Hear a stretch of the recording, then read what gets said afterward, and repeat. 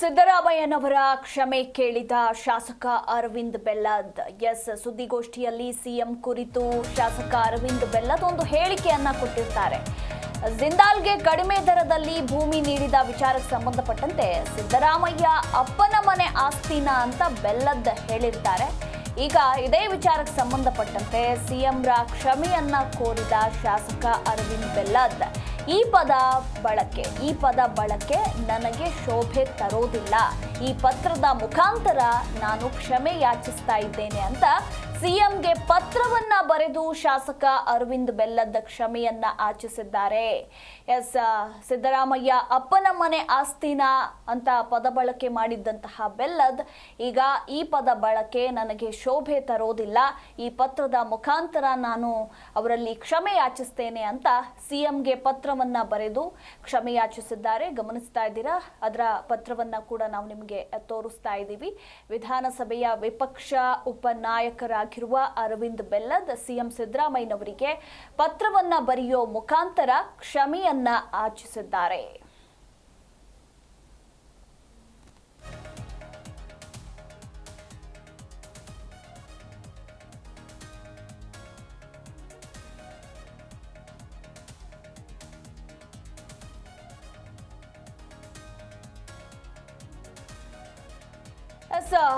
ಸುದ್ದಿಗೋಷ್ಠಿಯಲ್ಲಿ ಮಾತನಾಡ್ತಾ ಇರುವಂತಹ ಸಂದರ್ಭದಲ್ಲಿ ಶಾಸಕ ಅರವಿಂದ್ ಬೆಲ್ಲದ್ ಜಿಂದಾಲ್ಗೆ ಕಡಿಮೆ ದರದಲ್ಲಿ ಭೂಮಿ ನೀಡಿದ ವಿಚಾರಕ್ಕೆ ಸಂಬಂಧಪಟ್ಟಂತೆ ಸಿದ್ದರಾಮಯ್ಯ ಅಪ್ಪನ ಮನೆ ಆಸ್ತಿನ ಅಂತ ಅರವಿಂದ್ ಬೆಲ್ಲದ್ ಹೇಳಿಕೆಯನ್ನ ಕೊಟ್ಟಿದ್ದಾರೆ. ಈ ವಿಚಾರಕ್ಕೆ ಸಂಬಂಧಪಟ್ಟಂತೆ ಈಗ ಅರವಿಂದ್ ಬೆಲ್ಲದ್ ಕ್ಷಮೆಯನ್ನ ಯಾಚಿಸಿದ್ದಾರೆ. ಗಮನಿಸ್ತಾ ಇದ್ದೀರಾ ನೀವು ಕೂಡ ದೃಶ್ಯಾವಳಿಗಳಲ್ಲಿ. ಈ ಪದ ಬಳಕೆ ನನಗೆ ಶೋಭೆಯನ್ನ ತರೋದಿಲ್ಲ. ಹೀಗಾಗಿ ನಾನು ಈ ಪತ್ರದ ಮುಖೇನ ಸಿದ್ದರಾಮಯ್ಯರಲ್ಲಿ ಕ್ಷಮೆಯನ್ನ ಯಾಚಿಸ್ತೇನೆ ಅಂತ ಹೇಳಿ ಪತ್ರವನ್ನ ಬರೆದಿದ್ದಾರೆ ಶಾಸಕ ಅರವಿಂದ್ ಬೆಲ್ಲದ್.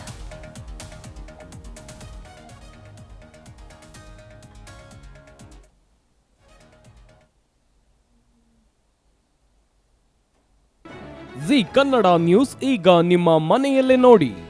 ಎಲ್ಲ ಕೇಬಲ್ಗಳಲ್ಲಿ ಈಗ ಲಭ್ಯ.